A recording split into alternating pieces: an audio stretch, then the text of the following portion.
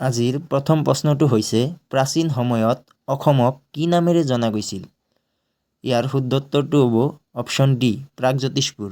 ২ number প্ৰশ্নটো হৈছে কামাখ্যা মন্দিৰ কোনটো পাহাৰৰ ওপৰত অৱস্থিত? ইয়াৰ শুদ্ধ উত্তৰটো হৈছে অপশ্যন এ নীলাচল পাহাৰ।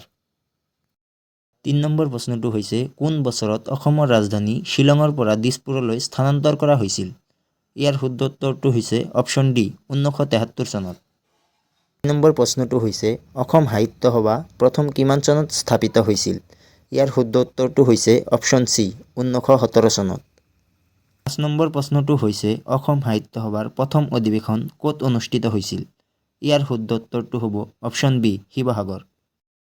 ৬ নম্বৰ প্ৰশ্নটো হৈছে অসম সাহিত্য সভাৰ প্ৰথম সভাপতি কোন আছিল? ইয়াৰ শুদ্ধ উত্তৰটো হ'ব option B Padmanath Gohain Barua. ৭ number প্ৰশ্নটো হ'ল অসমত মুঠ ৰাষ্ট্ৰীয় উদ্যানৰ সংখ্যা কিমান? ইয়াৰ শুদ্ধ উত্তৰটো হ'ব অপশ্যন ডি ৭। ৮ নম্বৰ প্ৰশ্নটো হৈছে ব্ৰহ্মপুত্ৰ নদীৰ ওপৰত মুঠ দলঙৰ সংখ্যা কিমান? তো বন্ধু বান্ধৱীসকল এই প্ৰশ্নৰ উত্তৰটো তোমালোকে কমেণ্ট কৰি জনাবা। ৯ নম্বৰ প্ৰশ্নটো হৈছে নৰনাৰায়ণ সেতুৱে পঞ্চৰত্ন টাউনক কোনখন চহৰৰ সৈতে সংযোগ কৰে? তো ইয়াৰ শুদ্ধ উত্তৰটো হৈছে অপশ্যন ডি যোগীঘোপা। ১০ নম্বৰ প্ৰশ্নটো হৈছে অসমৰ প্ৰথম মুখ্যমন্ত্ৰী কোন আছিল? ইয়াৰ শুদ্ধ উত্তৰটো হৈছে অপশ্যন চি গোপীনাথ বৰদলৈ।